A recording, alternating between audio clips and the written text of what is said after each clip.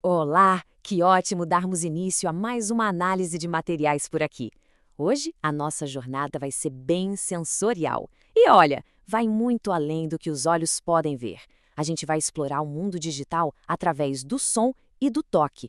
Vamos entender bem de perto como a tecnologia, na prática, acaba se tornando os olhos de quem vive com baixa visão ou com cegueira, transformando aqueles pixels perfeitamente alinhados em vozes, em vibrações. É algo simplesmente incrível. Vamos pensar um pouquinho na nossa rotina moderna. Telas de vidro perfeitamente lisas para todo lado, certo?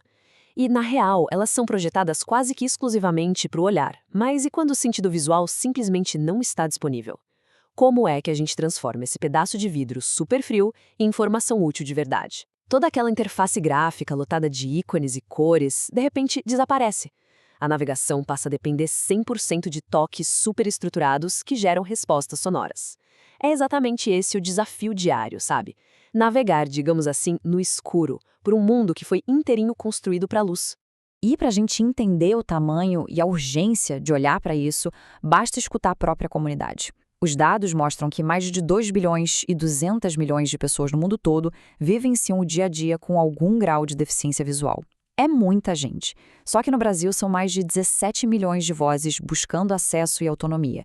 É um número que prova, de uma vez por todas, que a acessibilidade digital não é só uma rampinha lateral construída por uma minoria. Na verdade, ele é a porta de entrada principal para um continente inteiro de pessoas. Agora, é crucial lembrar que essa experiência varia muito.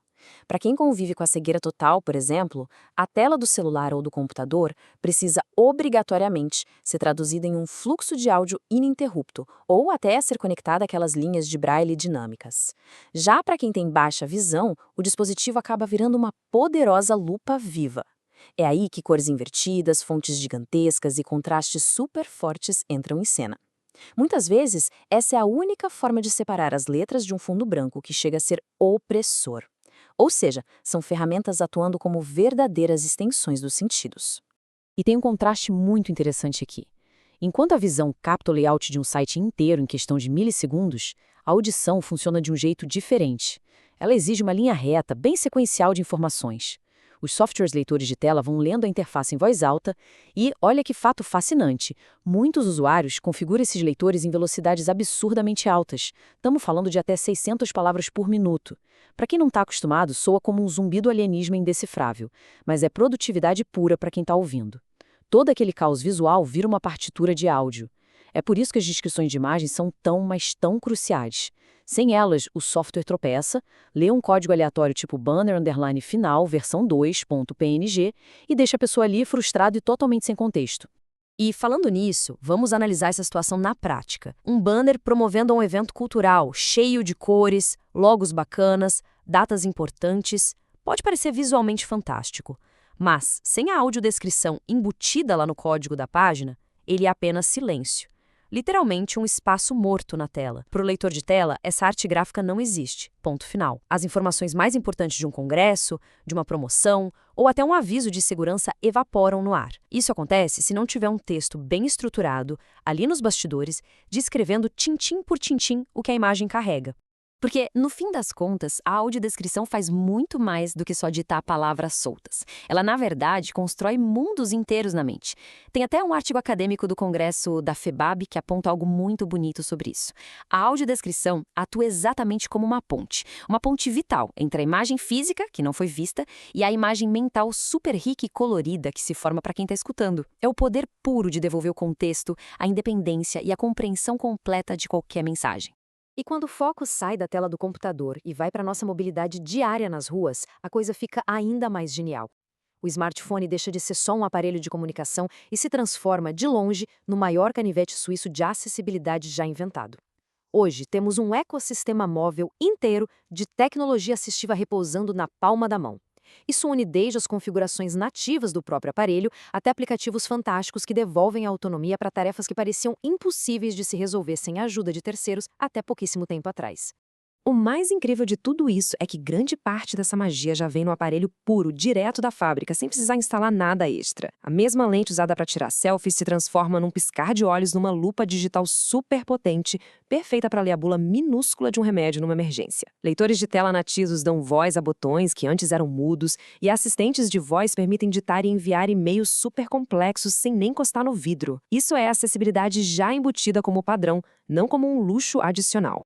E aí, quando a inteligência artificial entra nessa equação nossa, a autonomia atinge um nível que parece ficção científica. Aplicativos de visão assistida processam o ambiente real ali na hora, basta apontar o celular e a câmera lê rapidamente o cardápio de um restaurante, consegue diferenciar uma nota de R$ 2 de uma nota de 20, escaneia códigos de barras nos produtos do supermercado e chega ao ponto de usar reconhecimento facial para sussurrar se a pessoa ali na frente está sorrindo ou com o rosto triste.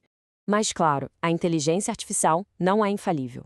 Ela ainda dá lá seus tropeços, seja para identificar um objeto muito peculiar esquecido numa estante, ou para definir um tom exato de uma roupa. E é bem aí que a tecnologia dá um passo brilhante em direção à empatia humana. Com aplicativos formadores de comunidade como o Be My Eyes, quando a máquina falha, a câmera abre uma chamada de vídeo e conecta quem precisa enxergar a um voluntário em qualquer lugar do planeta. São olhos humanos emprestados em tempo real para confirmar a validade de um iogurte ou ajudar a escolher a combinação certa para uma entrevista de emprego. E a genialidade da acessibilidade muitas vezes surge de onde menos se espera, nas adaptações feitas pela própria comunidade usando aplicativos comuns. Num app de transporte urbano, por exemplo, o padrão é olhar ansiosamente para o mapa na tela para saber a hora de descer do ônibus, certo? Mas os usuários com cegueira reescrevem essa regra. Eles ativam as vibrações do celular, o aparelho começa a pulsar silenciosamente no bolso, avisando que faltam 3 paradas, depois 2, até dar aquela vibrada intensa no momento exato e totalmente seguro de desembarcar.